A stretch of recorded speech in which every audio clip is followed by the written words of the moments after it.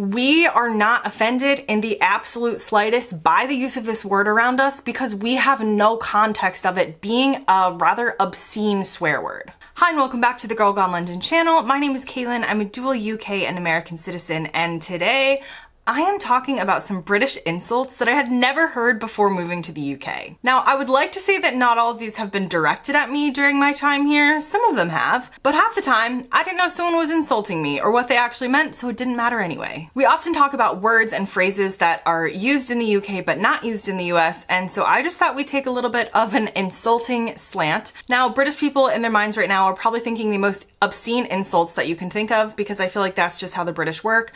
This is a family channel, kind of. So we are going with some of the less intense, but still quite funny, silly, and still insulting phrases that are used in the UK and not so much in the US. Now, the first on my list is the term muppet, which is often used in the UK like, you muppet, you forgot your keys, or you muppet, you, I don't know, did something foolish. It's kind of like an incompetent person, but it's meant in a sort of affectionate way. It's not really an intense or really bad insult. You couldn't be like that angry calling someone a muppet. I had never heard the use of the phrase muppet to insult somebody though. In America, we would typically just default in our heads to the Muppets. So if you said this to an American, we would be thinking that you're comparing us to Kermit the Frog or Miss Piggy, which I would say is not an insult. And the next UK insulting phrase on my list is definitely like a kid-friendly one. And it's, I've heard people call their kids silly sausages. Again, it's quite a nice insult. It's said affectionately, if that's possible. It's a very gentle comment about doing something silly or doing something daft. Again, it's not something that you say like in anger when you're actually like yelling at somebody or disciplining someone. You would then look stupid calling someone a silly sausage, but we don't call people silly sausages in America. This is a very like quintessential British phrase, I feel like. And it's quite nice. Next on my list is kind of a list of phrases. So you could say someone is thick as a plank, thick as mince, I've heard. Thicker than a submarine door is one that I found on the internet. And this is referring to someone who is stupid. So thick meaning stupid, not intelligent. You can get creative with the ending. So comment below, what's your favorite thick as blank insult? But we wouldn't really use this in the US because we don't use the word thick to mean stupid. Typically when we hear the word thick, we are literally thinking about something that is large or actually thick. So it has to do with a measurement as opposed to someone being stupid. So if you called an American thick as a plank, we'd most likely think that you're calling us fat rather than stupid. Now the next one on my list is another kind of cute one, wally. Again, it's a more gentle insult, but it refers to someone who is inept. And based on my research, the lore is that it originated at a festival in the late 1960s, like a music festival, when a man named Walter got separated from his friend group. Allegedly, they all started searching for him, calling Wally, and eventually the whole crowd got in on the joke, chanting Wally, again, kind of like as a joke. Did this really happen? Did I find first-person resources who said I was there and this happened? No. So take this with a grain of salt, but that is the kind of tale behind it. Now, we wouldn't use the name or the insult of Wally in America. Even our version of Where's Wally is called Where's Waldo in the US. And we'd have no idea what it meant if you called us a Wally. We wouldn't use the term Waldo in the same way, so we wouldn't call someone a Waldo as an insult. When I think of the word Wally, I think of like a wallaby, which maybe actually is an insult, could be an insult in and of itself, but the term Wally, again, is a very kind of British sounding insult to me that we don't use in the US. Next on my list is 3 slices short of a loaf or a sandwich short of a picnic. This is another way to say someone is dumb or lacking intelligence, but using food to basically illustrate that you're not all there, you're not all with it. America has similar types of insults. We actually have a lot, but we tend to use things like not the sharpest knife in the drawer, not the sharpest tool in the shed, which is part of a famous song. We might also say, and you can let me know if you say this in the UK, we could say the lights are on, but nobody's home. The elevator doesn't go to the top floor. Not the brightest bulb. Or not the brightest crayon in the box. But we wouldn't necessarily use the bread or picnic or sandwich inspired version that I've heard in the UK. Now the next insulting British thing on my list that I hadn't heard of before moving to the UK is actually a gesture.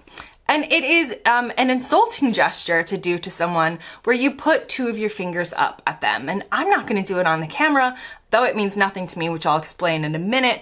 But you basically do a peace sign with your fingers with your palm facing yourself. It's definitely not nice. It could be used jokingly between friends or someone that you know well, but it could also be put up to someone who just cut you off in traffic or whatever it is. Now, I could guess what this gesture meant when I first moved to the UK if I had to, but I had never seen this particular gesture because in the US, we don't do this. We do something very similar, but that's putting your middle finger up. This is a widely known insulting gesture in the US, putting your middle finger up at them, and it's called giving someone the middle finger. But once you add another finger to the situation, to an American, we would just be confused at what you're doing. And the next British insult on my list is one I've actually always wanted to talk about, and it's the word bloody. Now, the word bloody in the UK is not necessarily an insult, but it is a swear word. Now, one of the most fascinating things that happens to me in the UK is that someone will say this word around me, and unlike other swear words, well, they'll just keep talking. Often if someone says this, they'll apologize as if they've just said something pretty intense. And I get this particularly from generations who are older than me. Americans do not use this word at all in the same way we would use bloody as just a descriptive word, and maybe you cut your finger and your finger's bloody. That's where it ends. We've only heard this word as like a swear word in Harry Potter, basically. And this has created an experience for Americans in the UK, whether visiting or living, where we basically don't think of this word as anything serious. Because what is Harry Potter? It's a fantasy story for children. So the word bloody to us sounds like a funny word. Not that serious. A fantastical word associated with flying unicorns or whatever else. We are not offended in the absolute slightest by the use of this word around us because we have no context of it being a rather obscene swear word. And this is what I love about language because, again, somebody who did grow up in the UK, again, particularly certain generations,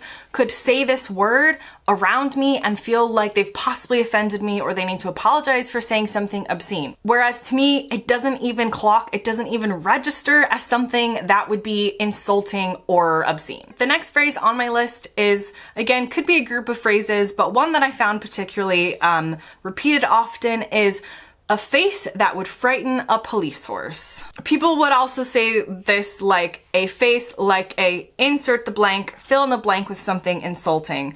The only similar insult that we would use often in the US is a face only a mother could love. And that means someone or something is ugly. But I feel like in the US, we don't get quite as creative with the options here. We just like go straight to making you feel insecure that only your mom loves you. Whereas in the UK, this phrase is often associated with like horses and donkeys, but you can also say other things. So let me know your comments below. How would you fill in the blank in this insulting British phrase, a face like a blank or a face that would blank? And the last word on my list is numpty. It's mildly insulting. Again, it can be used as an affectionate phrase. It's not necessarily the meanest insult that you've ever heard. It started around the 1980s in the UK. And it means that someone, again, is being like daft or stupid. In the UK, we do have a similar word. We would use the phrase numbskull, which again is not particularly scathing, but this is actually said to be the origin of numpty. So similar, but we don't really use the phrase numpty in the US. Now that brings me to the end of this video. So if you're not from the UK, you've just learned some interesting insults. And if you are from the UK, leave a comment down below. What's your favorite British insult? If your comment doesn't show up, it's probably because YouTube deleted it and censored it, not me. But I would love to hear some of your more creative insults that you can think of that are used in the UK. As always, thanks very much for watching, and I'll see you next time.